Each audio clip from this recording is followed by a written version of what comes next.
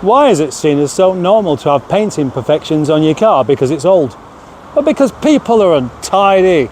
Because people are clumsy. Some people are jeffing clumsy. Some are clumsy to the extent where they don't even think it's a problem and they just don't even notice what they're doing. Slight diversion from what I was going to be doing originally. I'm having one of those days where I've turned out to be down here a bit longer than I was expecting. I was fully anticipating being called home, but it's not happened. And because of that, that means that I haven't got on with doing what I thought I was going to be doing, but instead just, tinkering around and stuff. And I still don't know what time I'm supposed to be going, so I'm going to go home and tackle this. The hideous paintwork on this boot. It's almost as bad as what it's like on the roof, but as I've enjoyed doing the paintwork on this car so much, I thought I'd just get cracking whilst I'm waiting to find out what I'm doing. And look, that's not lacquer, that's paint. That's been resprayed with something different, and it smells like stale petrol. And sure enough, taking off just the worst bit of the paint, it is leaving a different colour behind. During the painting process, just like the polishing process, you get your car filthy, and there's no point in cleaning it up until you've finished the job. So Mabel's going to have to be dirty. All of that hard work I put into this, and now it's rather grotty because of the next job I started doing. But I did finish this wing off, and certainly it doesn't look too bad until you start looking really closely and you can see where I've blended it in. I got to work on doing the boot lid because the two other videos I was working on, they're going to take a while before I've got anything really useful to show you due to a couple of hiccups. So I carried on with this, and then I had this idea. You see, during the 6-week holidays, my wife said to me, I don't mind you being at work, but could we just have one day a week where we go off as a family and do something? And I said, yeah. So the plan was to drive off over to Anglesey, go to Beaumaris, go to Holyhead, possibly go somewhere else in this car, because the dog can fit in the boot. And whilst in my previous video, I was justifying doing paintwork on it rather than anything mechanical because the car doesn't need anything. Turns out I was a bit wrong. 30 miles into the journey on the M62, and I thought, why is there a slight juddering going on in the steering wheel? And what's that knocking sound? It sounded like the engine was losing oil pressure, and I wasn't going to go any further, so I pulled over as soon as I could. But I had something else in mind of what it might be, not the engine, and I was correct. I got out of the car, approached this wheel, and I could feel the heat coming off from about 3 or 4 inches away. Caliper started sticking. Since the recommission of this motor, it's not been on the motorway. All it's done is go from here to home and back and other places like Hebden Bridge, where it's caused me no issues at all and I wasn't even aware of it. So now I'm going to have to fit a new caliper. In the meantime, I have rubbed this back an awful lot and then a bit more and then sprayed on a bit of guide coat to see exactly where the imperfections still are, and there were a few. That's why it's a good idea to use it. There is something somewhat therapeutic, something a bit zen-like about doing paintwork. I used to hate it. Now I'm starting to really get into it. Bloody bollocks indeed. I've obviously picked up a screw or a nail in the yard from something.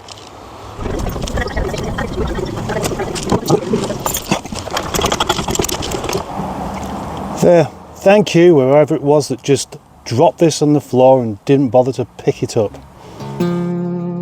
Whilst I fixed my puncture, Mr. Johnny Two Scoops turned up. Big screw. Doesn't belong there.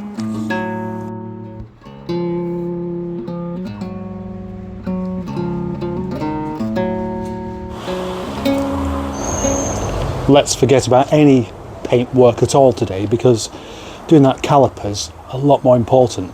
It isn't sticking really, really badly, but it's sticking enough to cause enough heat on the motorway to make me give up on the journey. There we go, new caliper. Go on there, please.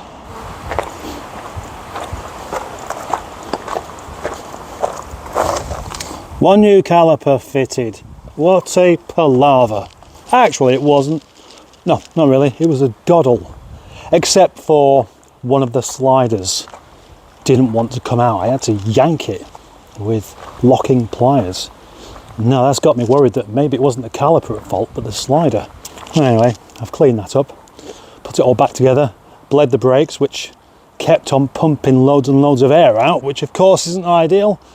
And now I've just got to test it. Let's move on to something else. So having fitted this caliper, put it to the test straight away by having to give my wife a lift to Oldham to go and see her play, and I had to go and collect her again later on. It seemed to be fine.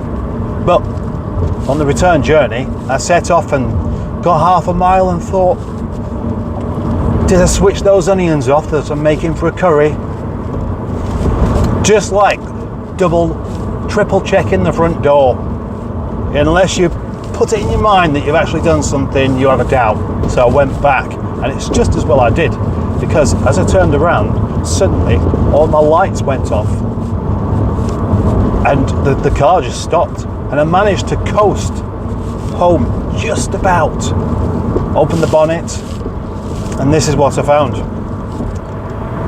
Already running a little bit late, which I never like. Jumped in Tony, went over there. That was a bit of a panic as well, because there was hardly any petrol left in this. On the way back, she said to me, well, that's the trouble with old cars, isn't it? You know, you get things going wrong with them, which is true. But the difference is, at least you can fix them. I can certainly recommend these rubberized puncture repair screws, because they do the job very well. When I had my Volvo, just a week after getting a brand new tyre on the front, or 2 new tyres, I ended up with a puncture. And I stuck one of these in, and it lasted perfectly well. Well, that was an easy fix. So now I can just take the old caliper to Euro Parts, where I'll get half of my money back, and then carry on with the boot lid. Except that I forgot my wallet, so I won't be able to get a refund. I guess I should have another check over the entire car, just to make sure there's not something mechanical or electrical that could end up with another day out failure next week. I'll be very unpopular if that happens. Right, can I get back to doing some paint now? Yes, I can. I have a good few hours spare. I've got the power bank, so I can have cups of tea. I've got milk. I've got boiled eggs. There should be nothing left to distract me.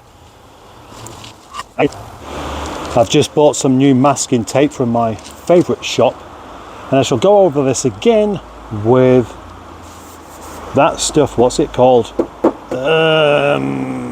What is it? What is it called?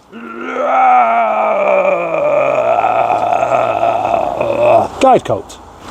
Guide coat on, and I can see straight away there's still quite a bit more work to be done on this boot lid. Look, even if it is just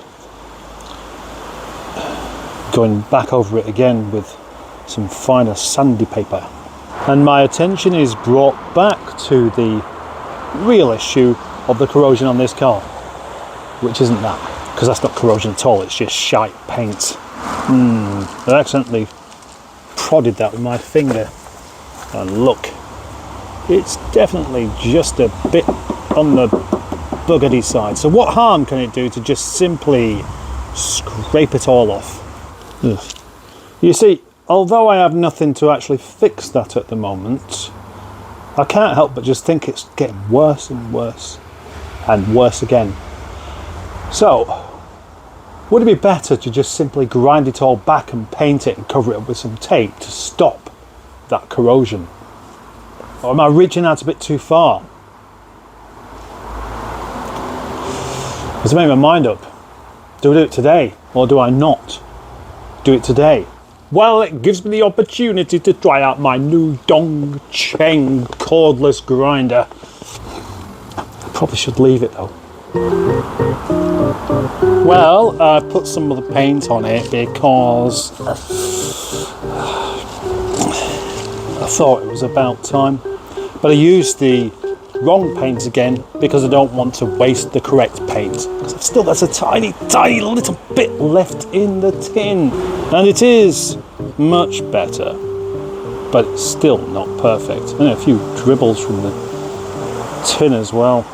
Yeah, when you get near to the bottom, it does that. But now I can't do anything else on it today because that's got to harden properly. Otherwise, it'll just go all gummy. It'll go gummy. As I found out before, you start grinding the paint, or not grinding the paint, you start sanding the paint down before it's properly hardened, you get even more issues that you could do without. When I do my final paint, I will take off the wiper arm, by the way. Yes, I will.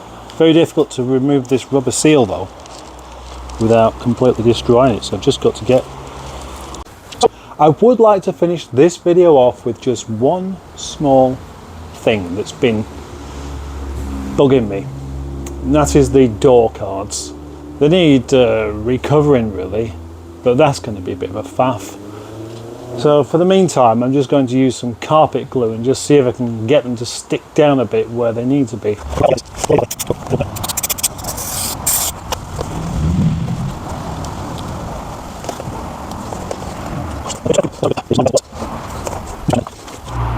It's a bit better.